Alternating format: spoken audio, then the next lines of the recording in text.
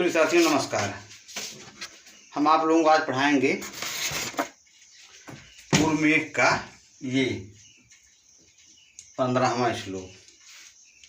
मेरे प्यारे साथियों ऐसा है कि हम इसको जो है यहाँ हम लिख दे रहे हैं। इसको हम एक बार पढ़ा चुके थे, लेकिन अब ये है कि दोबारा फिर पढ़ाना पड़ रहा है। तो यहाँ पे आपका ये सब चीज़ें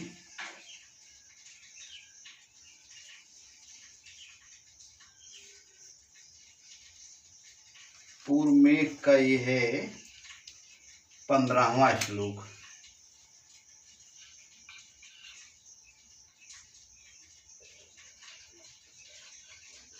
मेरे प्यारे साथियों ऐसा है, हम आपको बता ही चुके हैं कि मंदाक्रांता जो छंद होता है इसका लक्षण है मंदाक्रांता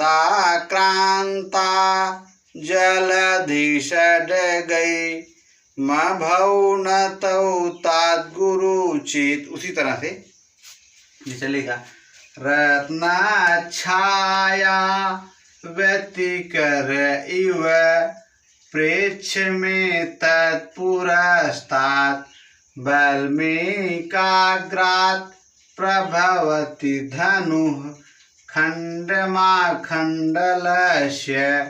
येन श्यामं वपुरतितरां कान्तिमापश्यते ते बर्हेणेव स्फुरितरुचिना गोपवेशस्य विष्णु।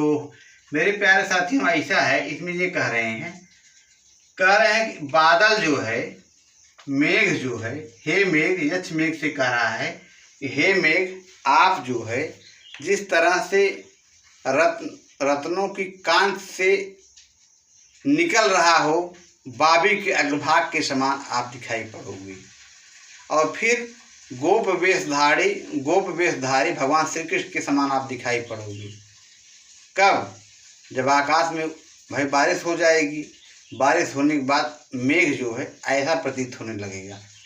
तो मेरे प्यारे साथियों, हम आप लोगों को ये बता देना चाह रहे हैं, चूँकि जो फिजिक्स वाला फार्मूला है, तो परावर्तन अपवर्तन दो चीज़ होता है। एक होता है परावर्तन, तो इंद्रधनुष जो निकलता है उसमें जो है यही वाला फार्मूला काम करता है भाई। हाँ, इसमें सघन और विरल होता नहीं है। जब कोई सघन माध्यम से विरल माध्यम की तरफ जाती है तो अपने अभिलंब से दूर हट जाती है, या अपने अभिलंब की तरफ। अपवर्तन में क्या होता है? अपने अभिलंब की तरफ झुक जाती है। और परावर्तन में क्या है? तो वही उल्टा होता है उसका। तो वही चीज़ है, जैसे कांच कांच कह रहे हैं, जो परावर्तन में जैसे जो लेंस होता है हैं, तो उस पर आप एक जगह लगाइए सूर्य किरण, तो क्या करती है? सारी किरणों को एक जगह भेज देती है। इससे जो है कोई कागज है वो जल जाता है, क्योंकि वहाँ प्रकाश तेज पहुँचता है, एकजुट हो। तो यहाँ पे जो है वही कह रहे हैं, इंद्रधनुष में भी 7 रंग। भाई जो सूर्य का प्रकाश आता है, भाई आपको मालूम होगा ज्योग्राफी में कि जो है सूर्य जो है एक तारा है और पृथ्वी एक ग्रह है, चंद्रमा उसका उपग्रह है। इस तरह से असंख्य ताराएं हैं। सूर्य जो है आकाशगंगा का चक्कर लगा रहा है, पृथ्वी सूर्य का चक्कर लगा रही है। तो ये सूर्य से जो आपको जो वहाँ से प्रकाश आ रहा है, तो क्षोभ मंडल, संताप मंडल, बाह्य मंडल, आयन मंडल, बहिर्मंडल, इस तरह से जो मंडल हैं 4-5-6 ठो, तब उसमें जो है आयन मंडल जो होता है उसमें एक ओजोन परत होती है, जिससे जो है छन करके वायु आती है। मतलब कि पूरी किरणें नहीं आ पाती है, वो एब्जॉर्ब कर लेता है। तो यही कहा जाता है ना, तमाम ऐसी गैसें हैं, विषैली गैसें हैं जो कि ओजोन परत को क्षण पहुंचा रही हैं। तो ये भी कहा जाता है अगर ओजोन परत नष्ट हो जाएगा तो सूर्य किरण सीधे ही आएंगे तो बहुत दिक्कत खड़ी कर देंगे वो, ये चीज़ है। तो इसमें ये बात कहा जा रहा है। अब इंद्रधनुष चूंकि प्रकरण आया था, हम थोड़ा सा हम कहे कि बता दें इंद्रधनुष बनता कैसे, लेकिन यहाँ पे ये कहा जा रहा है कि भगवान महाकवि कालिदास कह रहे हैं, यक्ष के माध्यम से कहलवा रहे हैं कि रत्नों की कांतियों के सम्मिश्रण के समान, मतलब जैसे रत्न है कोई चीज़ तो रत्नों से भी तो प्रकाश निकलता है भाई। कोई हीरे है मान लीजिए, अच्छे अच्छे ऐसे ऐसे रत्न हैं कि बहुत प्रकाश देते हैं। तो इस तरह से रत्नों की कांतियों के सम्मिश्रण के समान दिखाई देने वाला यह इंद्रधनुष का टुकड़ा सामने बाबिर के अग्रभाग से निकल रहा है, जिससे तुम्हारा सांवला शरीर, चूँकि भगवान श्री कृष्ण सांवले रंग के हैं और गोप वेशधारी भगवान श्री कृष्ण, तो वही कह रहे हैं कि मेघ जो है इनके समान, श्री कृष्ण भगवान समान दिखाई पड़ने लग गया। तुम्हारा सांवला शरीर चमकने वाले मोर पंख से गोप वेशधारी विष्णु के सांवले शरीर की भांति अत्यंत शोभा को प्राप्त करेगा।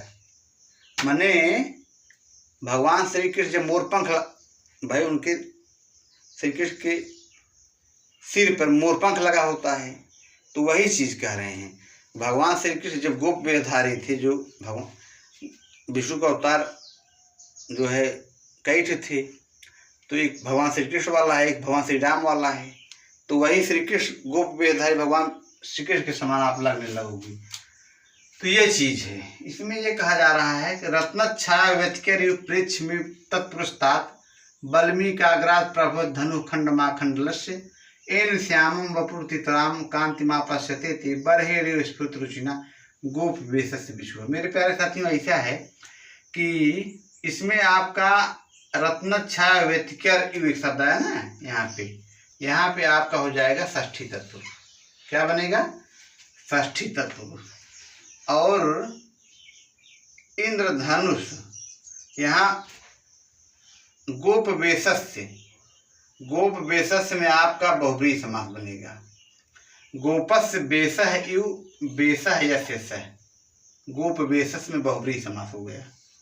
फिर है आतो अनुसर्गे का एक सूत्र है, उससे गोप वेशस्य में आपका बनेगा ये प्रत्यय लगेगा, का प्रत्यय लगेगा।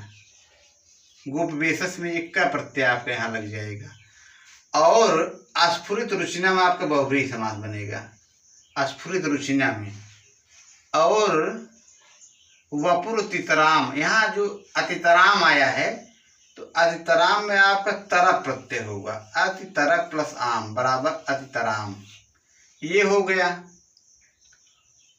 इन धनुष में रत्नों की कांतियों के मिश्रण के समान दिखाई पड़ता है, ये हो गया।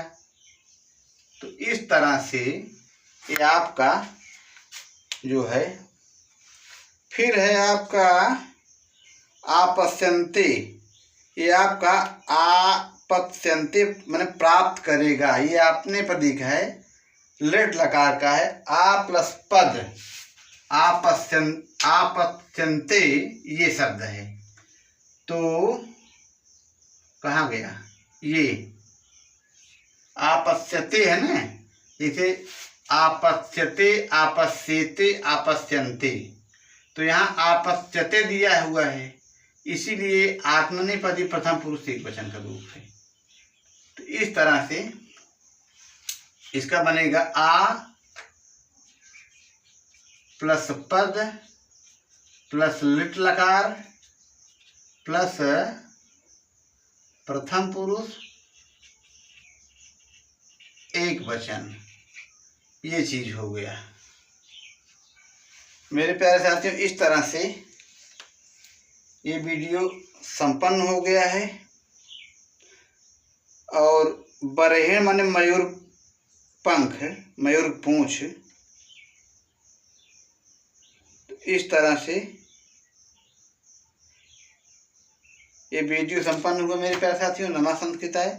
आप लोगों को दिन शुभ हो। इसी के साथ मैं अपनी वाणी को विराम दे रहा हूँ।